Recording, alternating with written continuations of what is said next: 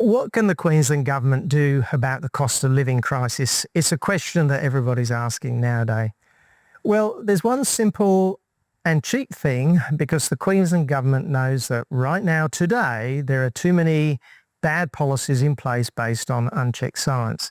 Now, these are bad policies and decisions made by the former Queensland Labor government that are relentlessly crippling our industries that put food on the tables and even roofs over our head, and of course provide many, many jobs.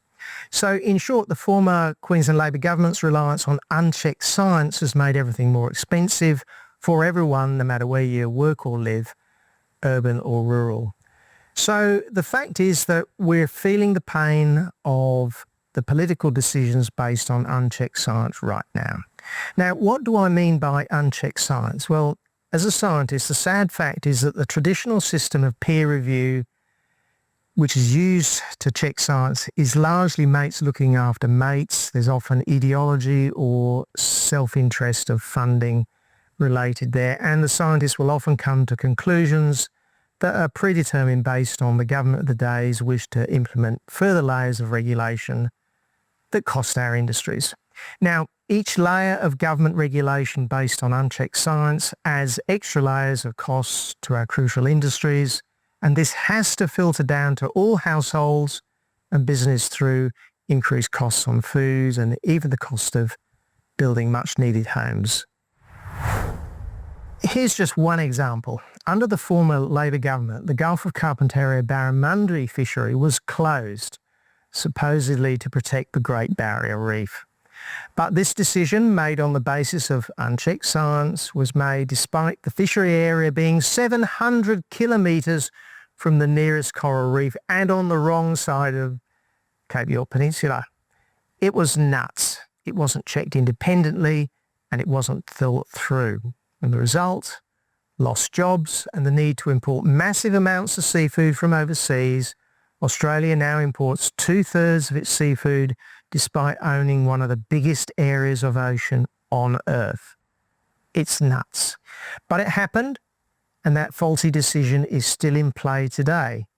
But it doesn't have to be that way. There is a way forward. In fact, the new Queensland government has already set up the solution. One of the first acts of the new Queensland LNP government was to set up a productivity commission, and this body has the capacity to do independent checking of the science around government decisions and other bad policies put in place, perhaps by the former Labor government. It can happen now, and if the data perhaps on this outrageous decision around the Gulf of Carpentaria fishery is found to be faulty, then the current Crisafulli government can reverse that decision and let our industries flourish. This will lead to more availability of seafood in our shops at better prices for you and other households, and the reinstatement of critical jobs in an industry that's part of our history and crucial to our future. Another example is the former Queensland government closed down most of the hardwood timber industries.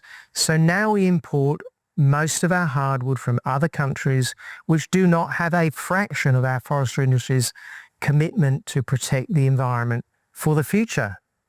But the issue which we think the Queensland Productivity Commission should check first, just as a trial, a test case if you like, is the Burnett River catchment, which contains the food bowl of the Bundaberg region. This river and the farms around it have special highly restrictive regulations supposedly to protect the Great Barrier Reef. But the Burnett River doesn't run into the Great Barrier Reef Marine Park. It runs into the coast well south, and ocean currents 300,000 times bigger than the river water take the water south away from the reef. So all those Bundaberg fruit, veggies, sugar, beef, nuts, rum, all those Bundaberg industries are restricted by this legislation on unchecked science, pushing up prices, and you're paying for it right now. Or how about the Mary River, which is even further away from the Great Barrier Reef? And in this case, the ocean currents are 1,000,000 times bigger than the river, taking river water away from the reef.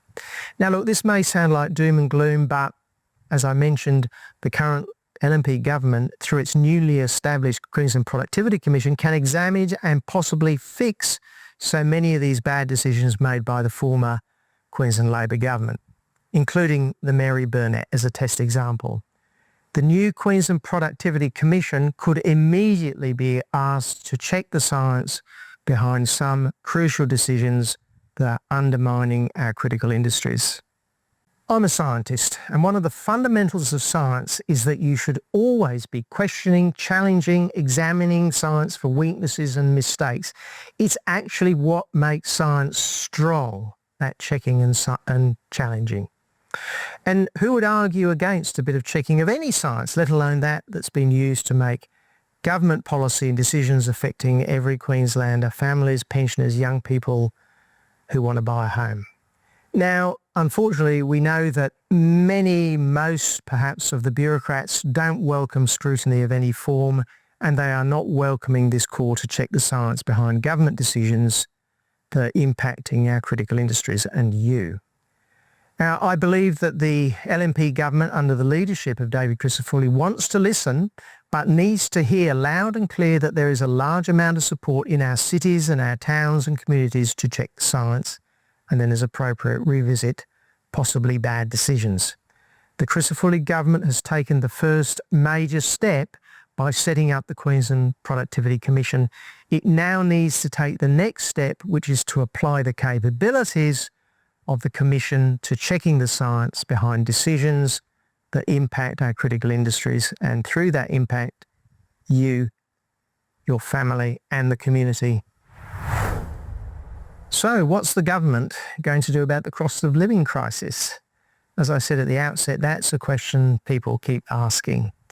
But you need to do your bit to solve this problem. Yes, the government can do its bit, it should do its bit, but we all need to make it clear that the voters need Crisafulli and his team to help us. But if you want somebody to help you, you need to show you are committed. So let's show them together, farmers, fishers, foresters, everyone who depends on these crucial industries, which is every mum, dad, pensioner, young person, all of us. So now's the time. So please donate to this campaign, write a letter, sign a petition, see links below. We actually have a great opportunity because we have a friendly government in power. Now, conversely, if we don't get organised now, just think how might this feel looking back on this moment in 10 years' time. A Labor government may well be back in power. Nothing was ever done to fix the science checking problem. There are perhaps more scandalous claims based on unchecked science that, the cattle and sugar industry is killing the black-throated finch. And the government says more layers of regulation and costs need to be introduced, all without checking the science. And you'll be thinking, I wish we'd pushed when we had a friendly government in power. Or maybe the future looks like this. A Labor government has still regained power, but in the interim, under the LNP, the science institutions have actually got used to having their work checked, just like accountants are completely used to having their work audited. Some of their previous work has been shown to be rubbish, and checks overseen by the Queensland Productivity Commission have done that. They've been forced to reform and go back to doing science rather than sometimes a little bit of activism. They've become far more trustworthy, just like in the good old days. So now is the time. So stick your hand in your pocket, better still, ring around your mates and all agree to make a serious donation. We're going to win. This is the time. Scan this QR code, or write a letter, or sign a petition. See links below for details.